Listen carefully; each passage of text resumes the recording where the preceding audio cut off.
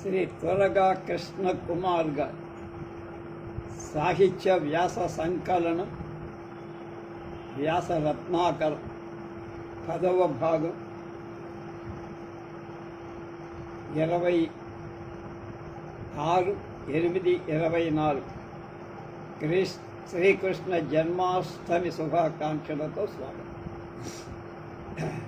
9వ భాగంలో వివిధ కవులు కాళిదాసుని గురించి ఎలా పొగిడారు అనేటువంటి విషయాన్ని మాడుగుల అనిల్ కుమార్ మనకు వివరించారు. మనకి అసలు శీర్షిక ఏమిటి? కవి కుల తిలకుడు మహాకవి కాళిదాసు.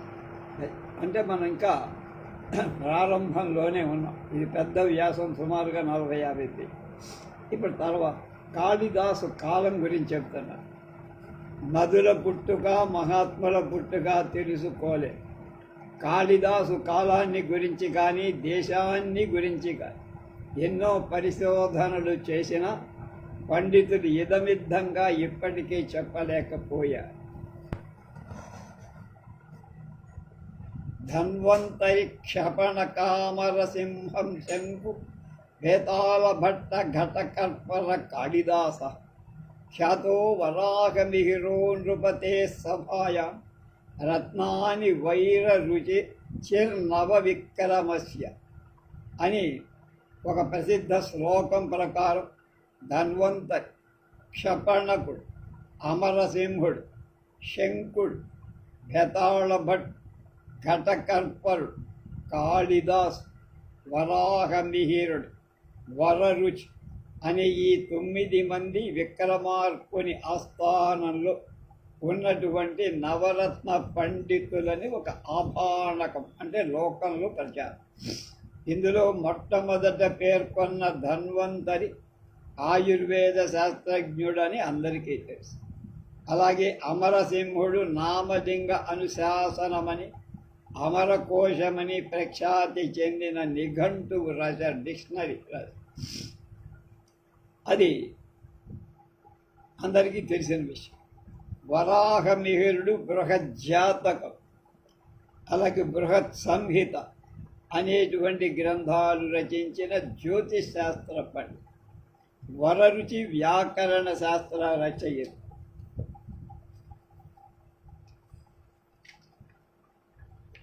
పై శ్లోకాన్ని అనుసరించి చెప్పిన విక్రమార్క శకం క్రీస్తు శకం క్రీస్తు పూర్వం 5-6 సంవత్సరాలలో ప్రారంభం అవటం వలన కాళిదాసు 1వ శతాబ్దికి చెందినవాడుగా చెప్పాలి. అప్పుడు ఇప్పటికీ 2000 సంవత్సరాల క్రిందటి వాడుగా నిర్ధారణ రావాలి. 1910 కీర్తి శకం వారణాసి దగ్గర భీతారి అనే ఊరిలో కొన్ని బంగారు నాణాలు దొరికాయి. వాటిని పురావస్తు శాఖ అధికారులు పరిశీలించి అవి క్రీస్తు పూర్వం 1వ శతాబ్దికి చెందినవి అని నిర్ధారణ చేశారు. ఆ నాణాలలో ఒకదాని మీద వేటకు వెళ్ళిన దుష్యంతుడు చింకను తరుమేటువంటి బొమ్మ ఉంది. ఈ సందర్భం అభిజ్ఞాన శాకుంతలంలో ప్రథమ అంకానికి సంబంధించిందని తెలుసు. మరొక నాణం మీద శకుంతల చెలికత్తెలతో కలిసి చెట్లకు నీళ్లు పోసే బొమ్మ కూడా ఉంది. ఇది కూడా అభిజ్ఞాన శాకుంతలంలోని మొదటి అంకానికి సంబంధం. ఈ సంఘటనల వల్ల అభిజ్ఞాన శాకుంతల క్రీస్తు పూర్వం 1వ శతాబ్దానికే పేరు ప్రఖ్యాతులు గడించిందని చెప్పడం. అందుచేత మహాకవి కాళిదాసు క్రీస్తు పూర్వం 1వ శతాబ్దికి చెందినవాడని స్పష్టం. మరికొందరి కథాకథనాల వల్ల మహాకవి కాళిదాసు భోజుడి ఆస్థాన పండితుడని కూడా అంటారు. భోజుడు క్రీస్తు తర్వాత 1000 ఏళ్ల నుండి సుమారు 1050 క్రీస్తు శకం 1010 మధ్య వరకు మాళవ దేశాన్ని పాలించారు. దీన్ని బట్టి కాళిదాసు 11వ శతాబ్ది వాడు అవ్వాలి.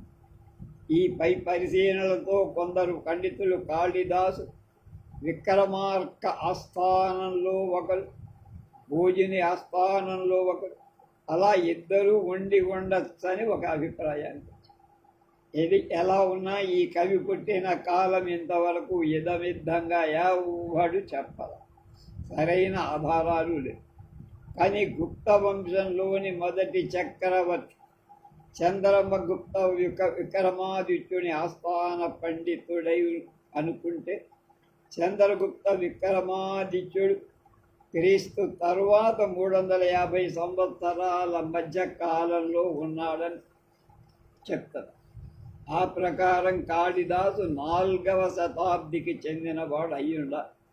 చివరగా కాళిదాసు 4వ శతాబ్దికి చెందినవాడు అనే దాన్ని అందరూ ఒప్పుకుంటారు. కాళిదాసు జన్మ ప్రదేశం, కాళిదాసు జన్మస్థలం గురించి పరిశీలిస్తే, మహాకవి అయినందువల్ల భారతదేశమే కాకుండా విదేశీయులు కూడా ఆయన కవితా వైశిష్ట్యాన్ని మెచ్చుకోరు. కనుక కాళిదాసు తమ ప్రాంతానికి చెందినవాడంటే తమ ప్రాంతానికి చెందినవాడని ఆయా ప్రాంతాల ప్రజలు చెప్తున్నారు. కానీ మనం అతని రచనలు క్షుణ్ణంగా పరిశీలిస్తే, మేఘదూతంలో ఉత్తర దిక్కుకు పోవాల్సిన మేఘుడిని చుట్టూ దోవ అయినప్పటికీ ఉజ్జయినికి వెళ్ళి అక్కడి సౌందర్యాన్ని చూసి అలకా నగరానికి వెళ్ళమని చెప్పి ఉజ్జయిని నగరాన్ని చాలా అందంగా వర్ణించాడు కాళిదాసు. కనుక ఉజ్జయినికి చెందినవాడు అంటంలో తప్పేం లేదు. ఉజ్జయినిలో మహాకాళేశ్వరుణ్ణి భక్తితో దర్శించమని, ఉజ్జయినిలో క్షిప్రా నదీ వైశిష్ట్యాన్ని, అందులోని విశాల భవనాల అందాన్ని, భవన గవాక్షాల్లో సుందరీమణుల వంకర తిరిగిన కళను, వేగవంతమైన గుర్రాలను, సైనికుల పరాక్రమాన్ని, రత్నాల వ్యాపార విశేషాలను అత్యధికంగా వర్ణించి, నందున కాళిదాసుకు ఉజ్జయిని సంబంధంగా ఉంది అని అనుకో. అందువల్ల ఉజ్జయిని నగరానికి చెందినవాడని దాదాపు అందరి అభిప్రాయం. అయినా కాళిదాసు కాశ్మీర దేశానికి చెందాడని, ఉజ్జయిని వచ్చి విక్రమాదిత్య ఆస్థానంలో పండిత పదవి అలంకరించాడని కొందరు. కాళిదాసు రచన కనుక కాలం అనేది ఇదమిద్దంగా చెప్పదు. సంస్కృతంలో రఘువంశ, కుమార సంభవ, నైషధ, శిశుపాలవధ, కిరాతార్జనీయం అనే పంచకావ్య, వీటిలో రఘువంశం, కుమార సంభవం అనే 2 మహాకావ్యాలు కాళిదాసు రాశారు. మిగతావన్నీ ఒక్కొక్కళ్ళు రాశారు. కాళిదాసు రఘువంశ, కుమార సంభవం, ఋతు సంహారం, మేఘ సందేశం అనే శ్రవ్య కావ్యాలను, మాళవికాగ్నిమిత్రం, విక్రమోర్వశీయం, అభిజ్ఞాన శాకుంతలం అనే దృశ్య కావ్యాలు రచన.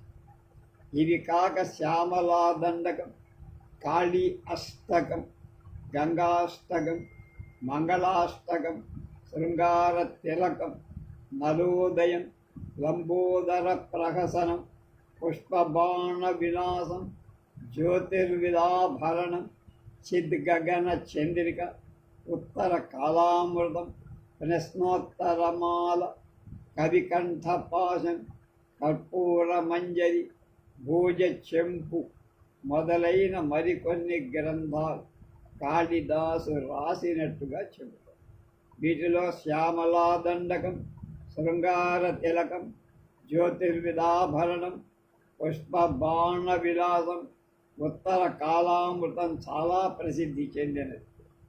అయితే రఘువంశ, కుమార సంభవ, ఋతు సంహారం, మేఘ సందేశం అనే శ్రవ్య కావ్య, మాళవికాగ్నిమిత్రం, విక్రమ ఉర్వశీయం, అభిజ్ఞాన శాకుంతలం అనే దృశ్య కావ్య, ఈ 7 మాత్రమే కాళిదాసు రచన.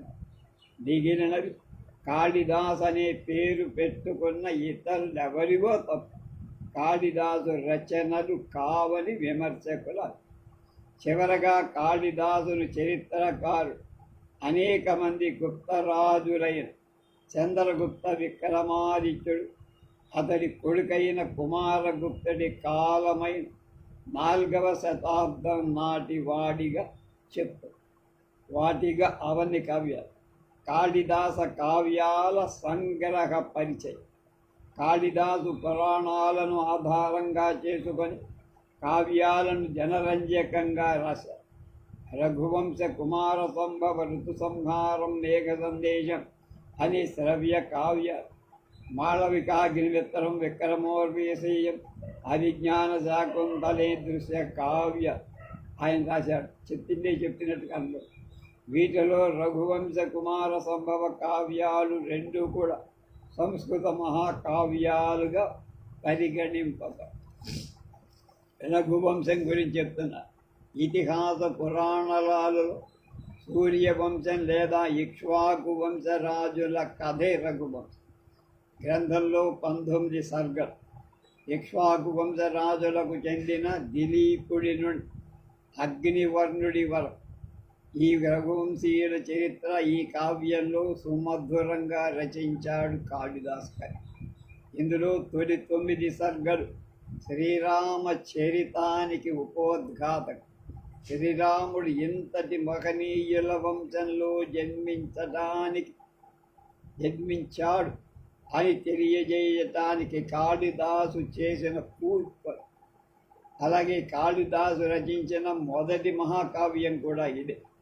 రఘువంశ మహాకావ్యం సంస్కృత పంచకావ్యాల అగ్రగణ్యమైన స్థానాన్ని కోరి.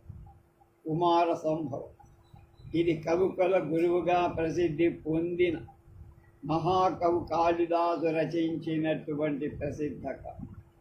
తారకాసుర సంహారం కోసం, శివ పార్వతుల వివాహం, కుమారస్వామి జననం ఇందులో ముఖ్యమైనది. మొదట దక్షుడు యజ్ఞం చెయ్యదలసి దేవతలు రాక్షసులతో సహా సమస్త లోకాలకు ఆహ్వానం పంపి తన అల్లుడైన పరమేశ్వరుడి మీద సులకన భావంతో శివుడికి మాత్రమే ఆహ్వానం పంపడు.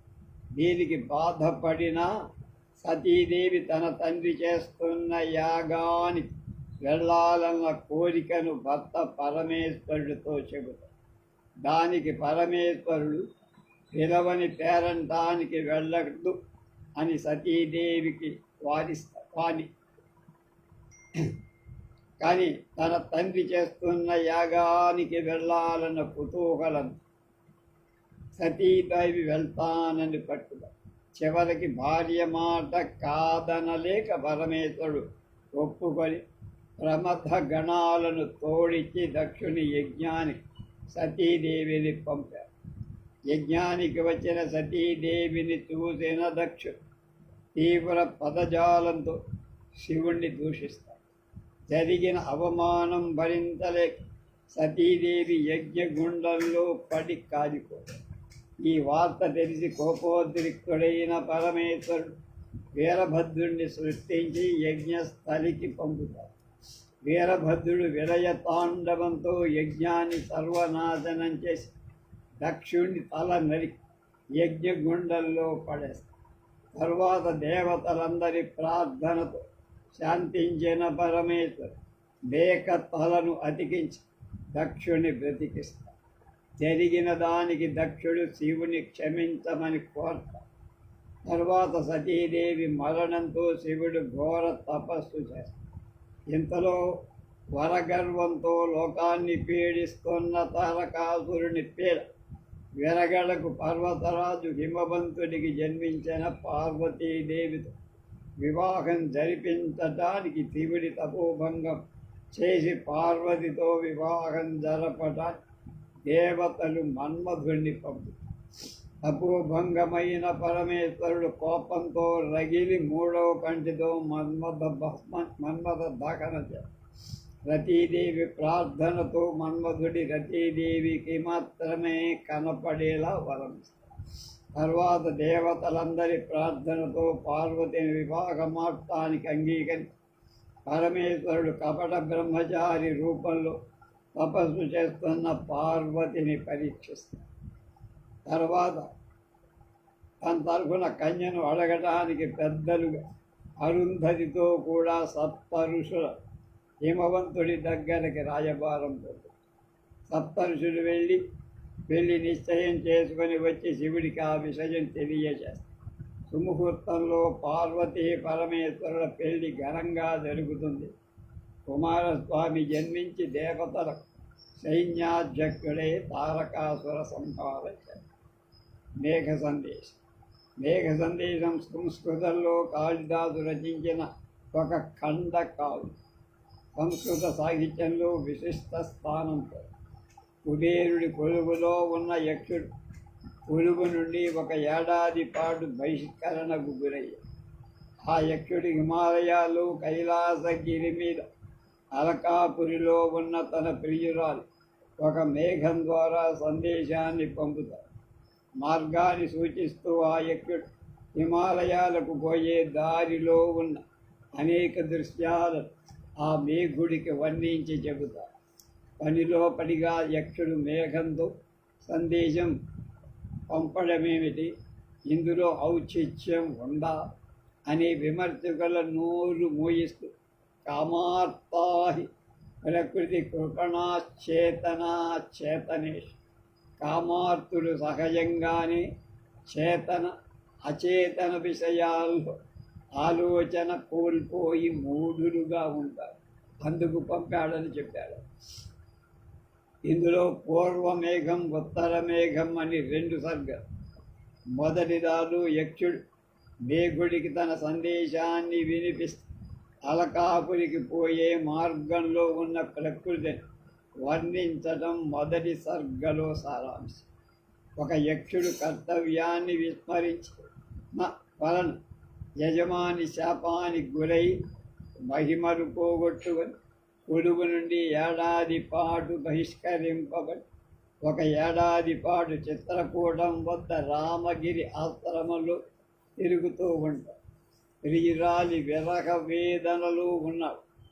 ఇంతలో ఆషాఢ మాసం మొదటి రోజు రాగానే మేసం వచ్చి ఆషాఢస్య ప్రథమ దివసే మేఘమాశ్లిష్టసానం అంట, అది మొదలు. ఇప్పుడు పుష్కలావర్తనం అనే ఒక మేఘం అతనికి పుష్కలావర్తన మేఘం బాగా వర్షాలు ఇస్తుందని సామెత.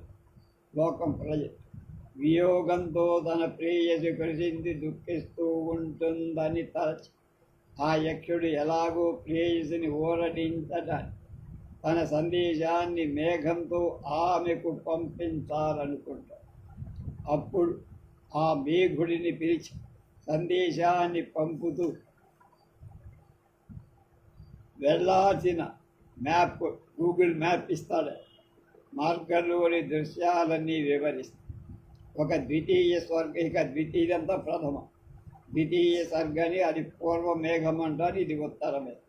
ఓ కళ్యాణి, విధి చేత దండితుడైన నీ భర్త రామగిరి ఆశ్రమంలో క్షేమంగా ఉంది, నీ కోసం బాధపడతాడు. శాపాంతంలో మళ్ళా నీ దగ్గరకు వచ్చి సుఖించాలని అనుకుంటున్నాడు. నువ్వు పిరికితనం పొందకుండా ధైర్యంగా ఉండు, మరో 4 నెలల్లో నా శాపం ముగుస్తుంది అని తన సందేశంలో ఆమెను ఓదార్చు. అంతే. తర్వాత ఋతు సంహారంలో మహాకవి కాళిదాసు ఒక ప్రియుడు తన ప్రియురాలికి ప్రేయసికి లేకపోతే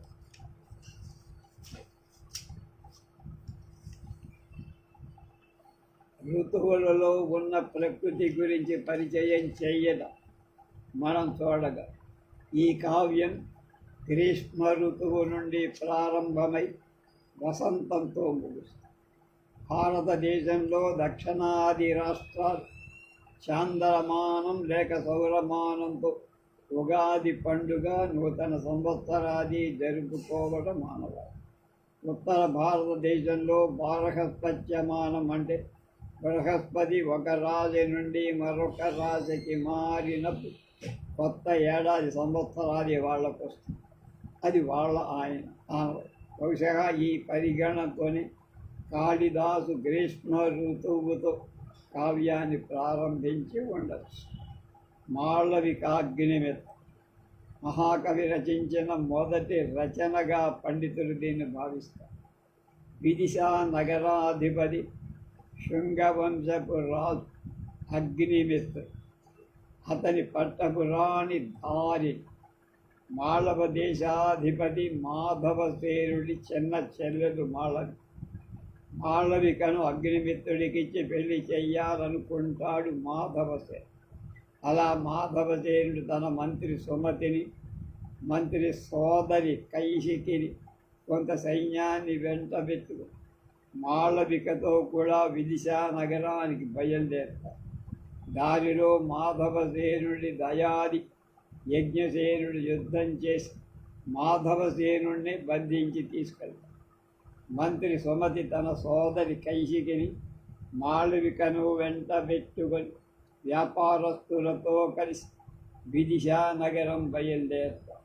మళ్ళా దారిలో దొంగల గుంపొకటి వాళ్ళు నటకాయిస్తారు. దొంగలతో పోరాటంలో మంత్రి సుమతి చనిపోరు. కైశిక స్పృహ కోల్పు. దొంగలు మాళవికను ఎత్తుకుపోయి తమ రాజు వీరసేనుడికి అప్పగిస్తారు. వీరసేనుడు మాళవికను తన సోదరి అగ్నిమిత్రుడి భార్య అయిన ధారణికి కానుగ్గా ఇస్తారు. కైశికి స్పృహలోకి వచ్చిన తర్వాత కాషాయ వస్త్రాలు ధరించి సన్యాసి వేషంలో విదిశా నగరానికి చేరుకొని అక్కడ ఆమె పండిత కైశికి అనే పేరుతో ధారిని దగ్గర పనిచేస్తుంది. మాళవిక కైశికిని గుర్తు చేసుకుంటున్నప్పటికీ తెలియనట్టు నటిస్తుంది. ఇలా ఇద్దరూ ప్రవర్తిస్తారు. మాధవసేనుడి యజ్ఞసేనుడు బంధించి తూసుకుపోయిన విషయం తెలుసుకొని అగ్నిమిత్రుడు యజ్ఞసేనుడి మాధవసేనుని వదిలిపెట్టమని ఉత్తరం రాస్తాడు. అందుకు వాడు ఒప్పుకోడు.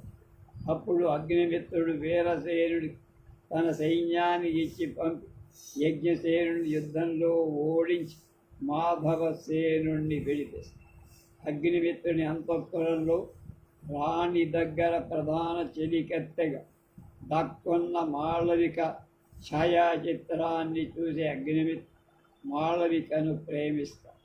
ఈ విషయం తెలుసుకున్న రాణి మాళవికను కారాగారంలో బంధిస్తాడు. యజ్ఞసేనుడి యుద్ధంలో ఓడించి తనను విడిపించినందుకు కృతజ్ఞతకు మాధవసేనుడు అనేక బహుమానాలతో సంగీత కళాశిక్షితురాలై పరిచారికలను అగ్నిమిత్రుడి దగ్గరకు పొంది పరిచారకుడు కైశిగిరి మాళవికను గుర్తుపట్టి అగ్నిమిత్రుడికి జరిగిన కథంతా చెబుతాడు. రాణి ధారిని మాళవికకు అగ్నిమిత్రుడికి వివాహం జరిపిస్తుంది. విక్రమ ఊర్వశి. ఒకసారి ఊర్వశి కుబేరుడి భవనం నుంచి తిరిగి వెళ్తూ తన కుమారుడు ఋష్యశృంగుణ్ణి విభాండక మహర్షి దగ్గర వదిలిపెట్టాడు. ఆమె చిత్రలేఖ, రంభ వంటి ఇతర అప్సరసులతో పాటు కేసి అనే రాక్షసుడు ఊర్వశి చిత్రలేఖలను ఎత్తుకొని ఈశాన్య దిక్కుకు వెళ్ళి అప్సరసల బృందం సహాయం కోసం కేకలు వేయటం ప్రారంభించారు. అప్పుడు గురువురవుడు వాళ్ళిద్దరినీ రాక్షసుల వారి నుండి రక్షిస్తారు. ఈ సందర్భంలో తొలి చూపులోనే ఊర్వశి పురూరవులు పరస్పర అనురాగ రక్తులవు. అప్సరసులు ఊర్వశిని తమతో పాటు పిలుచుకొని పోతారు. ఒకసారి ఊర్వశి స్వర్గంలో లక్ష్మీ స్వయంవరం అనే నాటకంలో లక్ష్మీదేవి పాత్ర ధరించాల్సి వచ్చి ఆ ప్రదర్శన ఆమె అన్యమనస్కంగా చేస్తుంది. మేనక లక్ష్మి పాత్రధారిణి అయిన ఊర్వశిని నాటకంలో నీ మనసు ఎవరి మీద పడేస్తున్నావు నడుగు. అందుకు ఊర్వశి పురుషోత్తముడనడానికి బదులు పురూరవుడని పొరపాటాడు. అందుకు భరత మహర్షి కోపించి నువ్వు భూలోకంలో మనిషివి కమ్మని ఊర్వశిని శపిస్తాడు. ఊర్వశి ప్రాధేయపడటంతో కనికరి ఇంద్రుడు ఆమె పురూరవుడి ద్వారా ఒక కుమారుణ్ణి కనేవారు. భూలోకంలో ఉండమని, తరువాత శాప విమోచనం జరుగుతుందని చేసి రాక్షసుల నుండి రక్షించి ఊర్వశిని తూచినప్పటి నుండి పురూరవుడి పదవి మీద కాక దృష్టి పెట్టలేక ఊర్వశి ఆలోచనలో రాజు చూడటానికి అదృశ్య రూపంలో వెళ్ళిన ఊర్వశి తన ప్రేమను ధృవీకరిస్తూ భూర్జర పత్రం మీద సందేశం పొందు. దురదృష్టం కొద్దీ ఆ గాలి కొట్టుకుపోయి కాశీ యువరాణి పురూరవుడి భార్య కౌశీనది కాళ్ళ దగ్గర పడి రాణి ఆ ఉత్తరాన్ని చదివినప్పటికీ ఆ ఇద్దరి ప్రేమను అడ్డుకోదు.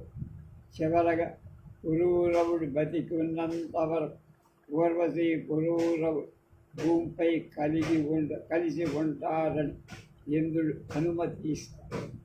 అభిజ్ఞాన శాకుంత హస్తినాపురానికి రాజు దిశ. ఒకరోజు ఆ రాజు వేటకు వెళ్ళాడు. కనిపించిన జింకను తరుముకుంటూ కణ్వ మహర్షి ఆశ్రమ ప్రాంతానికి వచ్చాడు. ఆ తపోవనంలో కణ్వ మహర్షి పెంపుడు కూతురు శకుంతల కనిపించి దుష్యంతుడు ఆమె మీద మనసు పారేసు. అదే సమయంలో ఒక తుమ్మెద శకుంతలను బాధపెట్టాడు.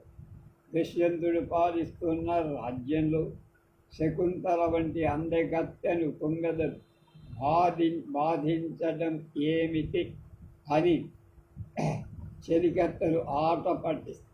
ఆ మాటలు చెట్లచాటున దాగి వింటూ ఉన్న దుష్యంతుడు తుమ్మెద బారి నుండి శకుంతలను రక్షిస్తాడు.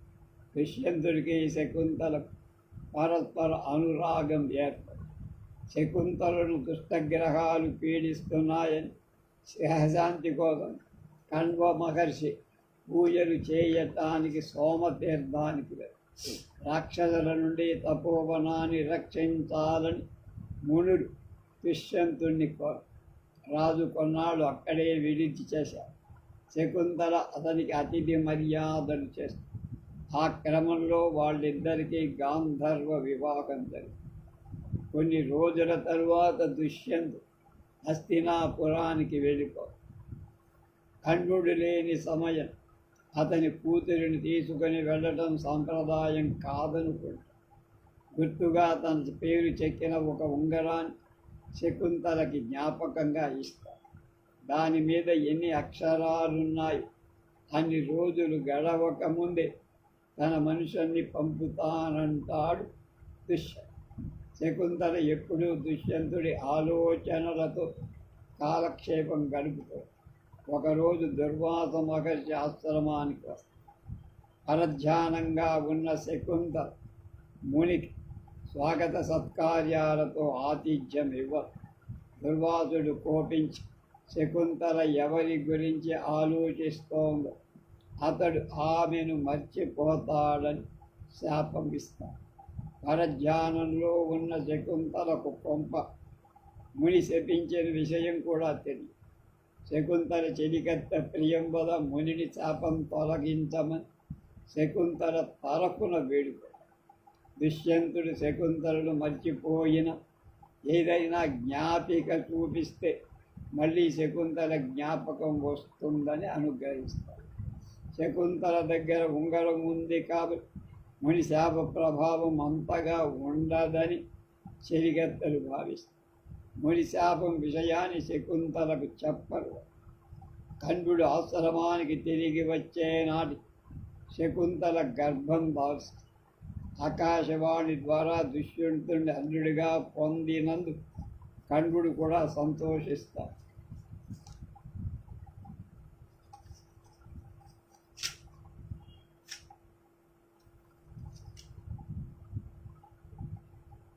ఇద్దరు శిష్యులను తోడిచ్చి శకుంతలను దుష్యంతుడి దగ్గరికి పంపిస్తారు. దారిలో శిఖీ తీర్థానికి నమస్కరిస్తూ శకుంతల దుష్యంతుడి జ్ఞాపిక ఉంగరాన్ని తెలియకుండానే నదిలో పడేసుకో. దుర్వాసుడి శాప ప్రకారం శకుంతలను మర్చిపోయిన దుష్యంతు ఆమె ఎదురుగా ఉన్నా గుర్తుపట్టు. నిస్సహాయురాలైన శకుంతల ఆమె తల్లి మేనక ఆదుకోడు. ఒక అప్సరసనుభం శకుంతలను కశ్యప మహర్షి ఆశ్రమానికి చేరు. అక్కడే ఒక మగ పిల్లవాడికి జన్మనిస్తాడు. అతడే భరత్. శకుంతల జార విడిచిన ఉంగరాన్ని ఒక ఎర్రని చేప మింగుదు. ఆ చేప ఒక జాలరికి దొరికి జాలరి చేప కోస్తే అందులో ఉంగరం బయటపడు. ఆ ఉంగరం తిరిగి దుష్యంతుడికి దాన్ని చూడగానే దుష్యంతుడి శాప విమోచనం జరిగి గతమంతా గుర్తుకొస్తుంది. శకుంతలకు తాను చేసిన అన్యాయం తెలిసి కుమిలిపో. దుష్యంతుడి విచారంతో రాజ్యంలో ఉత్సవాలన్నీ రద్దు చేస్తాడు. ఇంద్రుడిని కలిసి స్వర్గం నుండి వస్తూ దారి కశ్యపాశ్రమానికి పోతాడు దుష్యంతుడు. అక్కడ సింహం పిల్లలతో ఆడుకుంటాడు. భరతుడు ఆయన కనిపిస్తాడు. తన కుడికే అని పోల్చుకుంటాడు. అక్కడే శకుంతలను కూడా చూసి ముందు క్షమాపణ కోరుతాడు. శకుంతల అతన్ని మన్నిస్తాడు. కశ్యపుడి ఆశీస్వరత శకుంతల భరతను వెంట తీసుకొని దుష్యంతుడితో కూడా హస్తినాపురానికి వెళ్ళడం కథ సుఖాంతమవుతుంది. కాళిదాసు పూర్వతరాలు మళ్ళా వెనక్కి వచ్చారు. ఇదరవకే కాళిదాసు గురించి చెప్పారు.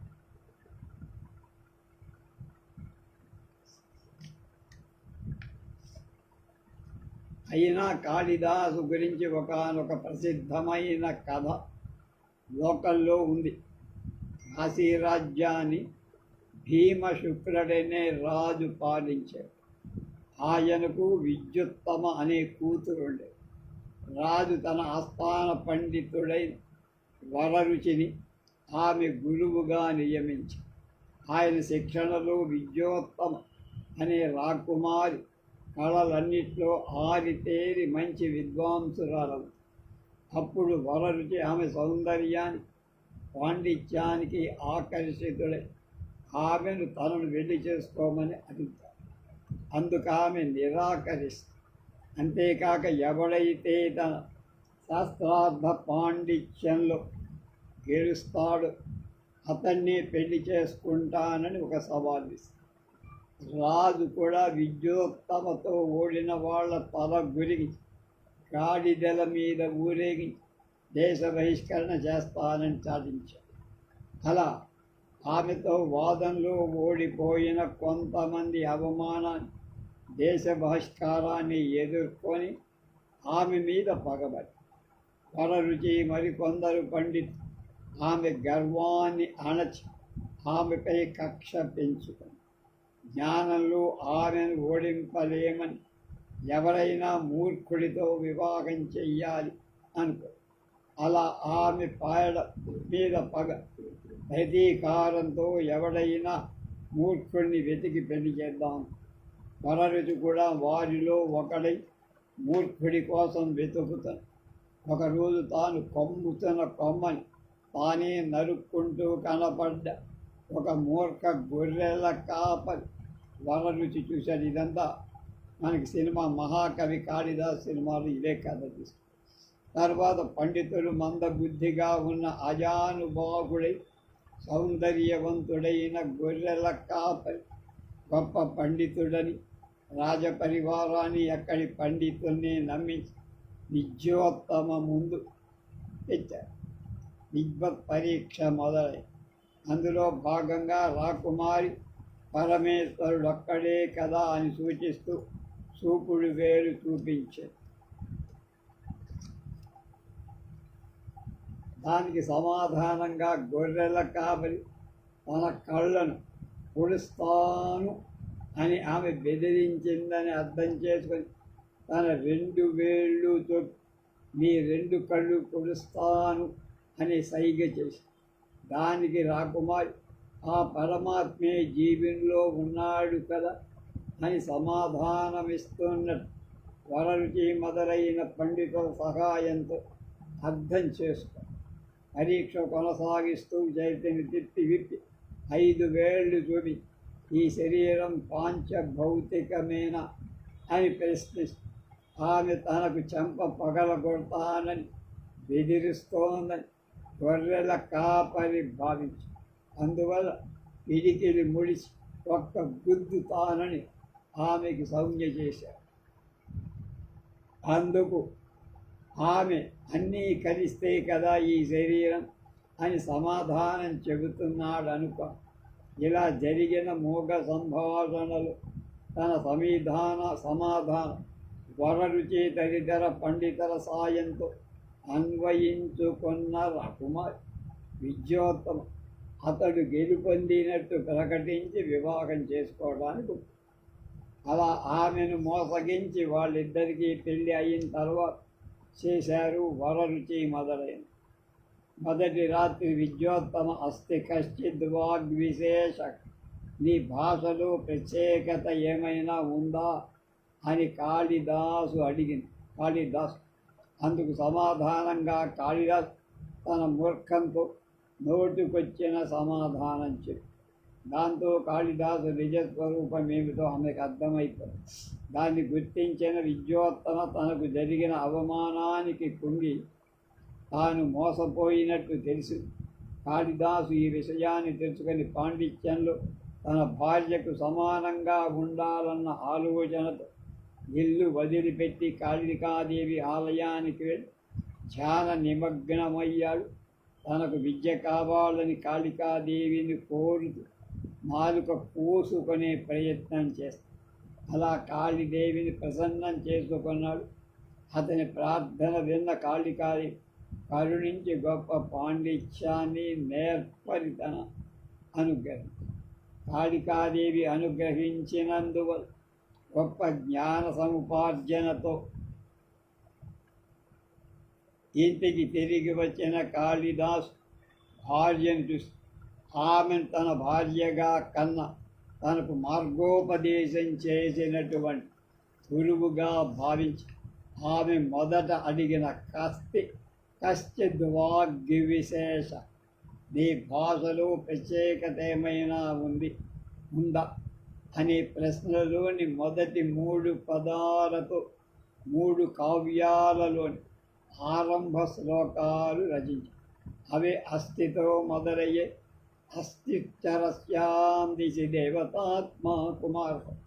ఆ కశ్చిత్ అనే పదంతో మొదలు కశ్చిత్ కాంత మేఘసందే, వాక్ అనేటువంటి పదంతో వాగర్ధ వివసం పలుప్త, వాగర్ధ ప్రతిపత్తయే రఘువ.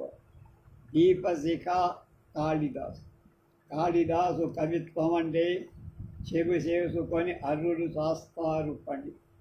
దానికి కారణం లేకపోలా పాఠశాల స్థాయిలో సంస్కృతం చదవటానికి ప్రారంభించిన ఏ విద్యార్థులకే అమరకోశం, ఆ తర్వాత రఘువంశం మొదటి సర్గ, కుమార సంభవం మొదటి సర్గ ప్రారంభం. మేము అలాగే విద్యాభ్యాసం అలా. కాళిదాసు విద్వత్తు అటువంటి. యానేవ శబ్దాన్వయమాలపాము, యానేవ చార్థాన్వయముల్లిభామ కామ, తైరేవ విన్యాస విశేష భవ్యై సమ్మోహయంతే కవయో జగంతి. పామరుల కవి పండితుల ఉన్నటువంటి భేదాన్ని ఈ శ్లోకంలో నొక్కి చెప్పారు. ప్రతిరోజు మనమందరం మాట్లాడుతూనే ఉంటాం. మాట్లాడే మాటలే వ్రాతలుగా కూడా రాస్తాం. అందులో విశేషం ఏం లేదు. అయితే మహాకవులు కూడా మనం మాట్లాడిన మాటలు వ్రాసిన వ్రాతలు ఇంకో విధంగా మరో విధంగా రాస్తాం. ఆ పలుకు రసవత్తరంగా తేనె దూరుతూ ఉంటుంది. అటువంటి అనర్వచనీయ శక్తి కలంలో ఉంది. ఆ శక్తి కలంలో అని ఈ శ్లోకానికి అర్థం. తీయని పలుకుల కావ్యాలు రచించిన కవులు, మహాకవులు అజరామరులు, అంటే వాళ్ళకి ముసల్తరం చాలు. అలాగే కావ్యాన్ని అలంకరించేవి అలంకారాలు. అలంకరోతి ఇది అలంకారాలలో శబ్ద అర్థ 2 భేదాలు.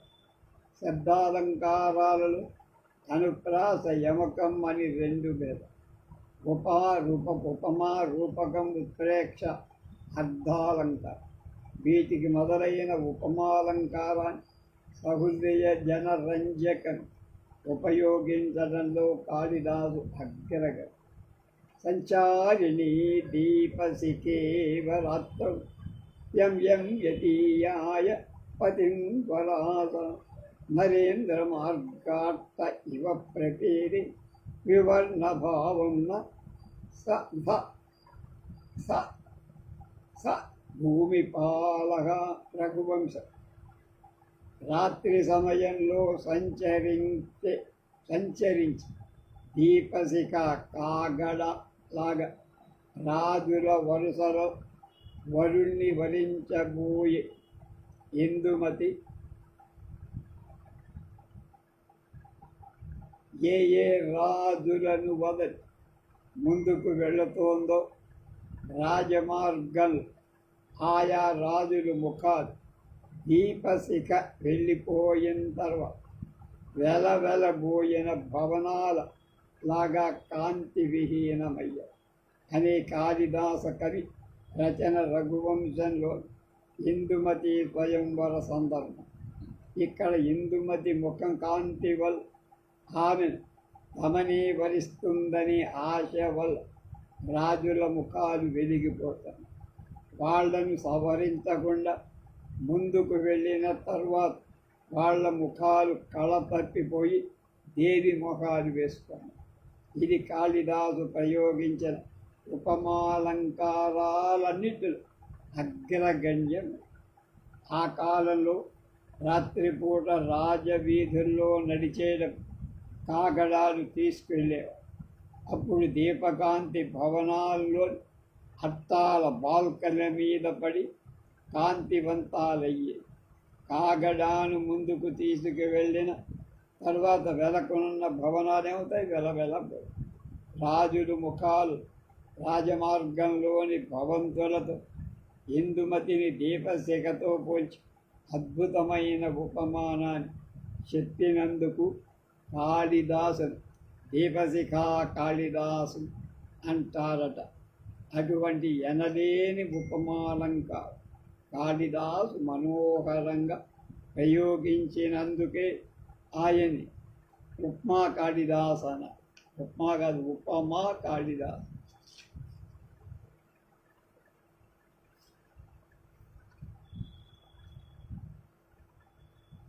రేపు ఉపమా కాళిదాస్. ఉపమలో కాళిదాసు ఎంతటి ఘనమైన ప్రతిభ చూపించాడు అనే దాని విషయంలో రేపు తెలుసుకుందాం. స్వస్తి.